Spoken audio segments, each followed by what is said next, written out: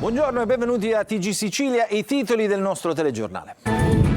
Dolore e rabbia a Mazara del Vallo per i funerali della professoressa Maria Cristina Gallo. Fu la prima a denunciare lo scandalo dei ritardi nei referti oncologici a Trapani.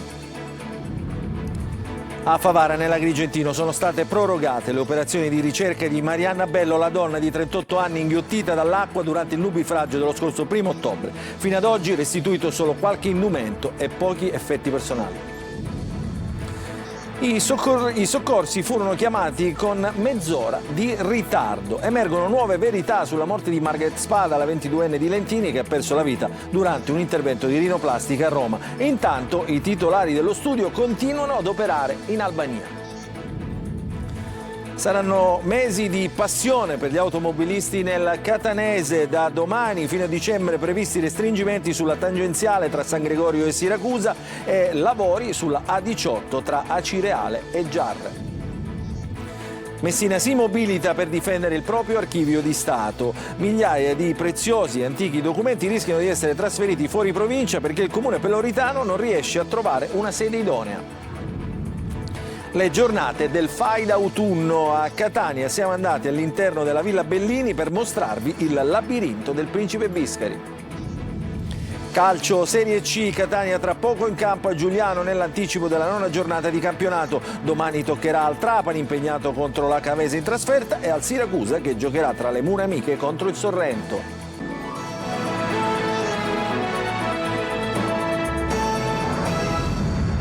Ancora buongiorno. Oggi i funerali di Maria Cristina Gallo, la docente di Mazara del Vallo morta di tumore. Aveva denunciato i ritardi nella consegna dei referti da parte dell'ASP di Trapani. Durante le esequie il ricordo commosso del figlio Vincenzo. La tua forza, ha detto, era contagiosa. Grazie per aver vissuto l'amore e la speranza. Il servizio di Laura Spanò. Mazara del Vallo stamane si è fermato unendosi con il cuore alla famiglia di Maria Cristina Gallo, la docente che coraggiosamente ha denunciato le storture subite dal sistema sanitario. Il ritardo di 8 mesi nella consegna dei referti su un tumore non le ha permesso di curarsi in tempo, un ritardo che, come accaduto, l'avrebbe presto condotta alla morte. Una cattedrale gremita si è unita idealmente alla famiglia per farla sentire meno sola in un momento di così grande dolore. Al marito Giorgio Tranchida, ai 2 figli, alla mamma di Maria Cristina, al fratello e la sorella, presenti anche i sindaci di Mazara, Salvatore Quince, di Campobello, Giuseppe Castiglione. Maria Cristina ha vissuto la sua vita spargendo semi col desiderio che diventassero alberi, ha sparso semi di speranza, di vita, di cura in tutti i campi, dalla famiglia al sociale. Così il vescovo Angelo Giordanella all'inizio delle esequie. La malattia che ha segnato e cambiato la sua vita è diventata anche un simbolo di battaglia per molti. La sua lotta si è fatta battaglia civile, ha detto nell'omelia Don Giacinto Leone, padre spirituale di Maria Cristina. Toccante poi il messaggio di Vincenzo, il figlio 25enne della docente. Mamma, spero che quello che hai denunciato sia segno di una svolta in Sicilia. La tua battaglia servirà per tanti altri che hanno vissuto e vivono la tua stessa condizione.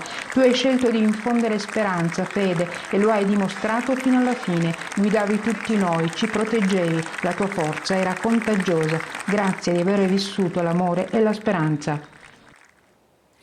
Adesso nell'Agrigentino, a Favara, dove proseguono senza soste le ricerche di Marianna Bello, la 38enne scomparsa dopo il nubifragio del 1° ottobre. Le operazioni sono state prorogate e lunedì torneranno in azione i cali molecolari dei carabinieri. Il servizio di Davide Sardo. Le ricerche di Marianna Bello non si fermano. A Favara si continua a scavare e a cercare senza sosta.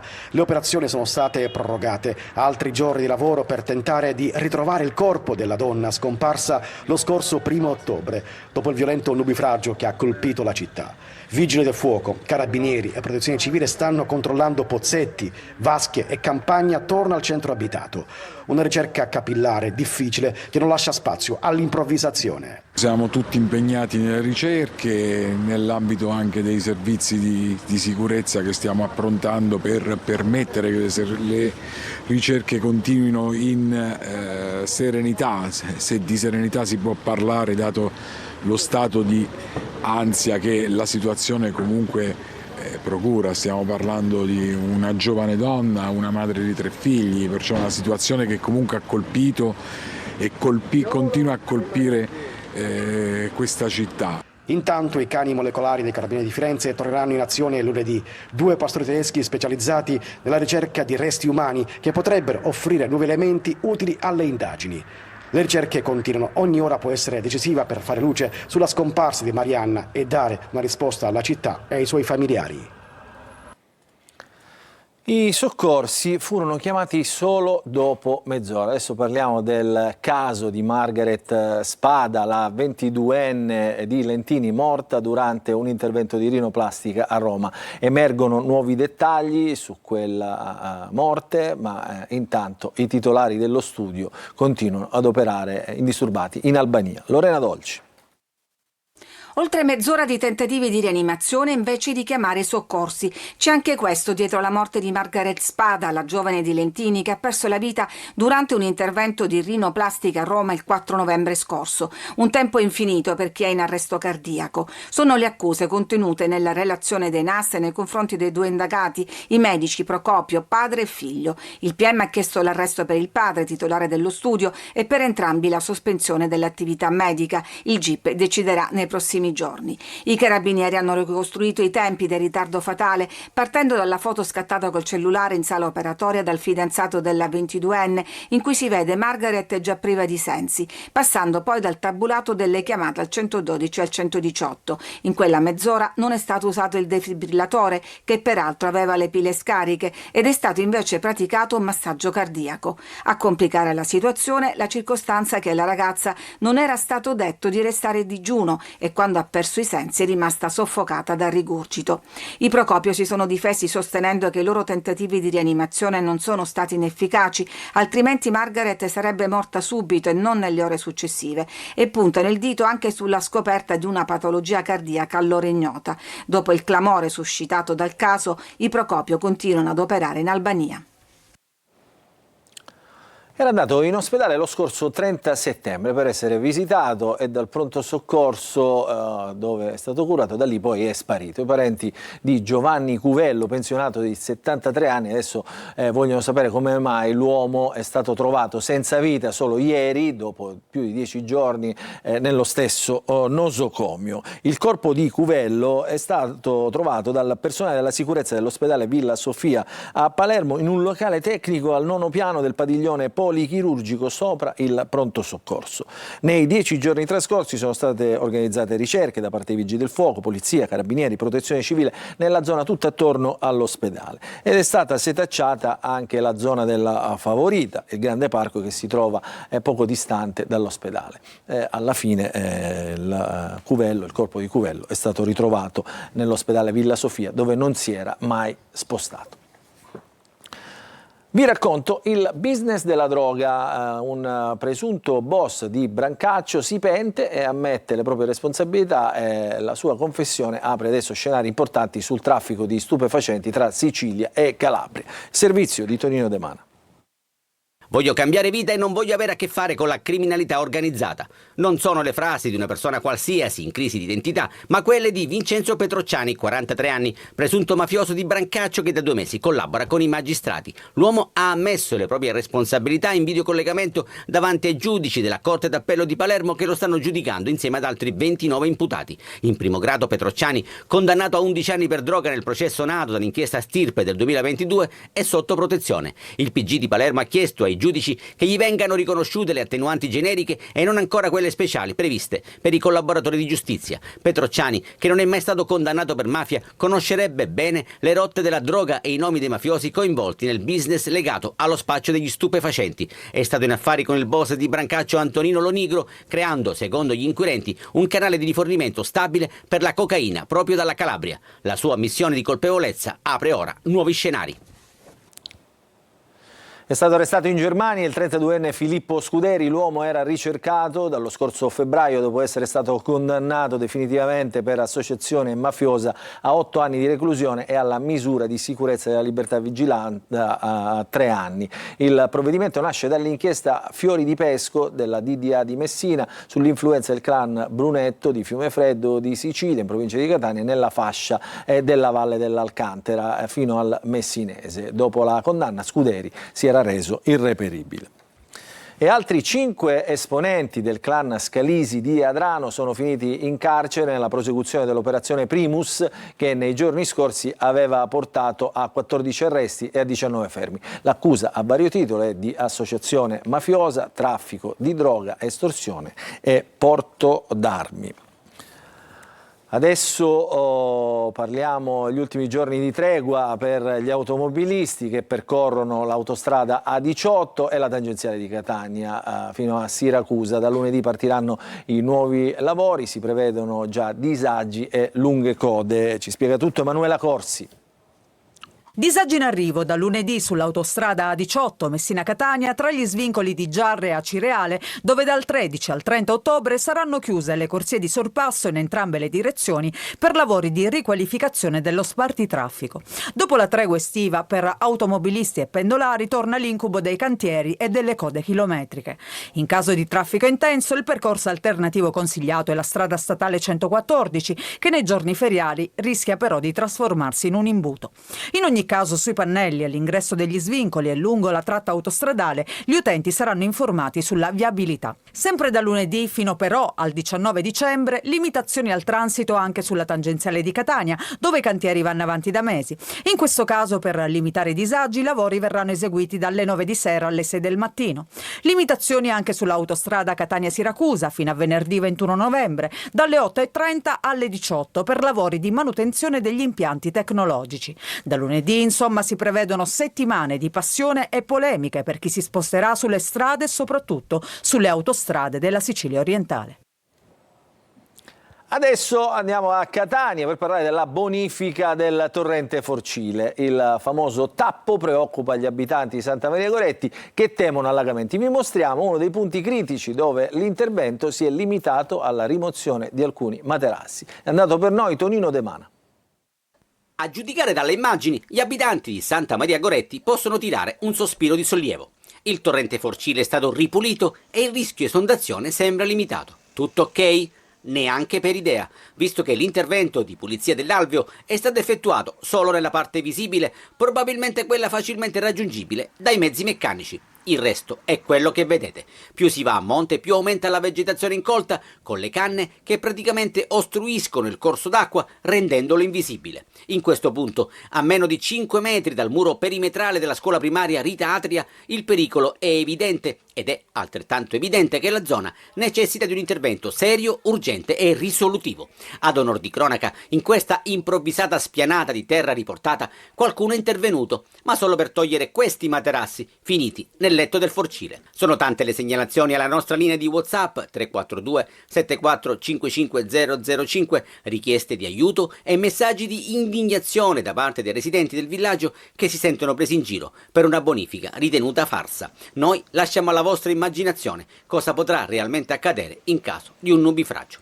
Dal Forcile all'Acquicella siamo all'altezza di Faro Biscari ed anche qui l'intervento sembra fatto a metà. Basta osservare con attenzione per avere conferme. Di sicuro dal torrente, oltre alla vegetazione, è stato rimosso di tutto con decine di pneumatici accatastati ai margini della strada in attesa che una ditta specializzata li possa smaltire. Intanto, dopo la pulizia, seppur approssimativa, qualcuno ha pensato bene di sbarazzarsi di alcune sedie in plastica. Indovinate dove sono state gettate? Nel torrente, naturalmente.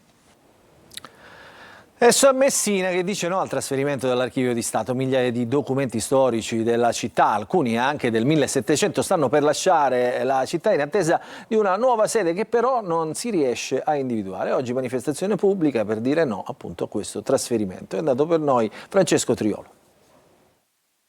Migliaia di documenti, la storia scritta di Messina, atti notarili, permessi, leggi, documenti comunali risalenti anche al 1700 che erano custoditi nell'archivio storico, devono lasciare la città perché è scaduto il contratto d'affitto della sede e non è stata individuata un'altra. Un trasferimento in sordina, quello in un'azienda di riposto senza alcun avviso pubblico se non nelle ultime settimane quando è stata comunicata la chiusura all'utenza. Così oggi cittadini, associazioni, istituzioni si sono ritrovati in piazza Unione Europea chiedendo che venga trovata una soluzione che quei documenti non lasciano Messina. Non si scherza su queste cose, perché purtroppo quello che stiamo vivendo oggi non solo è umiliante, ma è gravissimo, perché è una città che ha perso già tutto. Perdere anche quello che è il patrimonio cartaceo, non devo essere io a dirlo.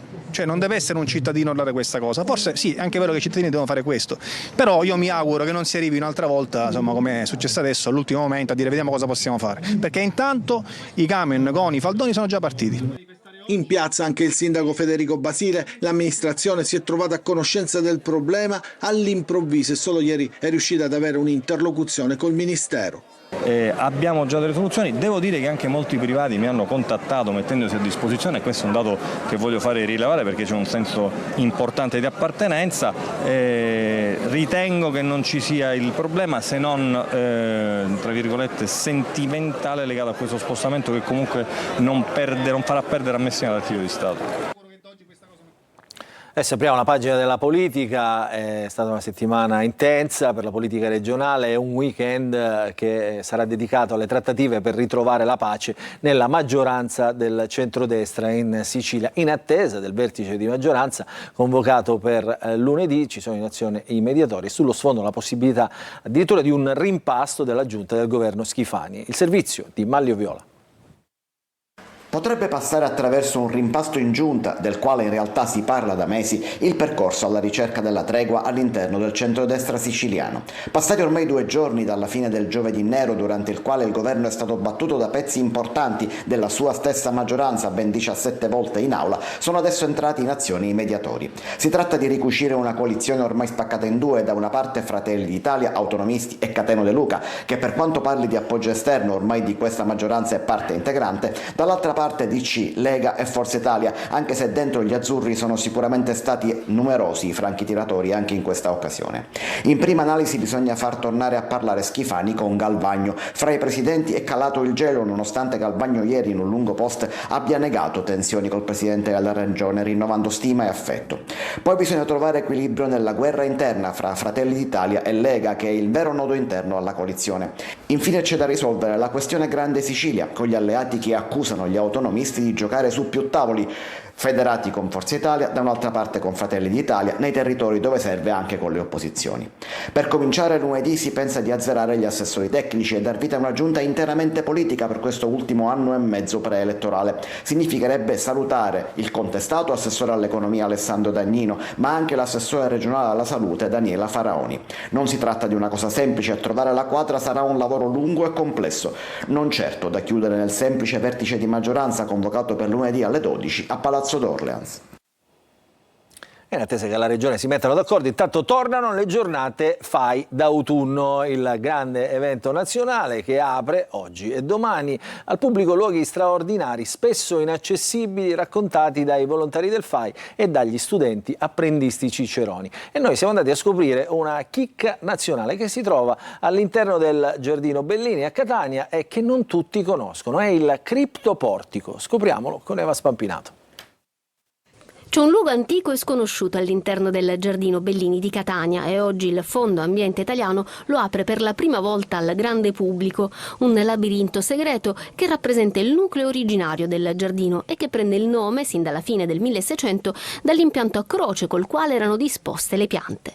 Si chiama criptoportico e per accedere bisogna scendere queste scale che conducono ad un labirinto sotterraneo. Quello che vedete è un gioiello nazionale che il FAI Catania, dopo oltre un anno di pulizia straordinaria da parte del comune, riapre con grande orgoglio. Siamo all'interno del criptoportico, ovvero quello che storicamente è definito il labirinto di Ignazio Paternò Castello, quinto principe di Biscari.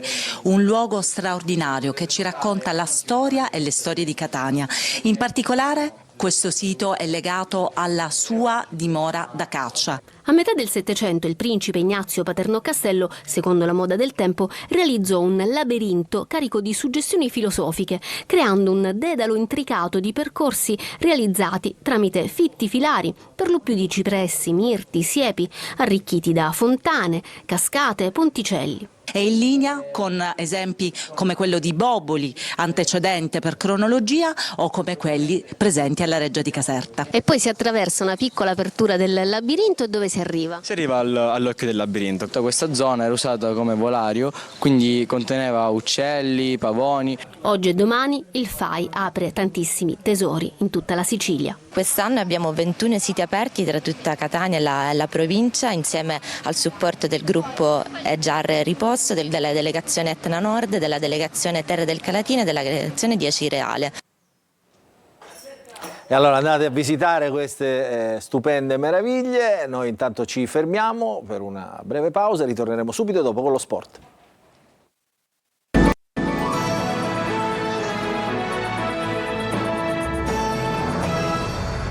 Ancora ben trovati, rientriamo in diretta nella seconda parte del nostro telegiornale.